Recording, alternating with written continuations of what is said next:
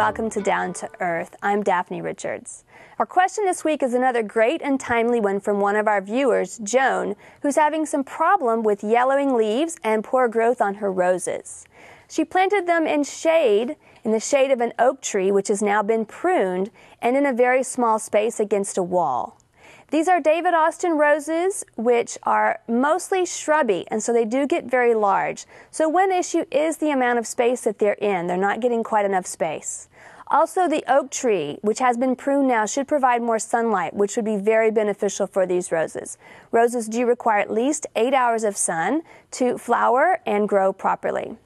You also might consider replacing some of your soil with soil designed for roses, which means it would have good drainage and some organic matter in there. You also want to fertilize roses regularly to keep them growing well all through the summer and into the fall.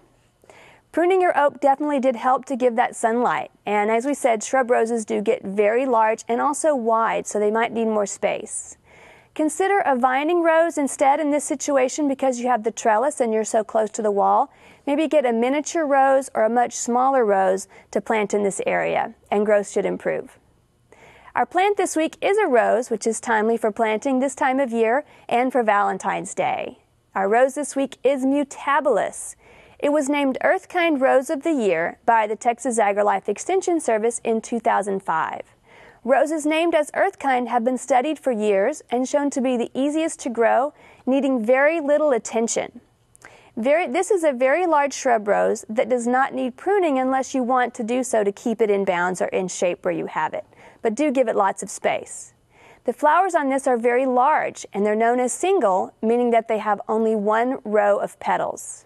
It's also known as the butterfly rose. When flowers open, they start out gold in color, and then they turn to pink and then crimson. And often petals on the same flower will be different in color, so you'll have one plant with multiple colored flowers. Unlike most other roses, it's not particular to its soil.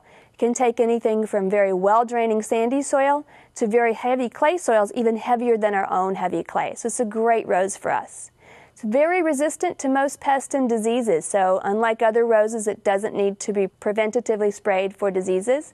It also doesn't need much water or fertilizer. In fact, simply replacing the mulch yearly around your roses, that mulch will decompose and provide enough nutrients for your Earthkind roses.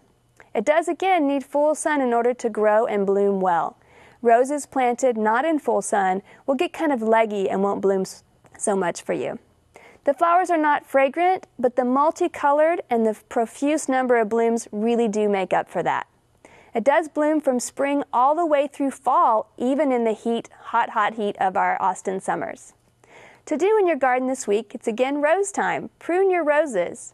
You might choose to do so indiscriminately at first, just to get it back to a structure where you can see, to clean it out. Prune back to about 12 to 18 inches from the ground as a general rule, and prune to leave 3 to 6 of the healthiest canes. Prune to a bud that's facing outward, so you can leave the center of the plant open with very little growth so it can have good air movement. We'd love to hear from you, so please visit klru.org/ctg to send us your question or a plant of the week from your garden.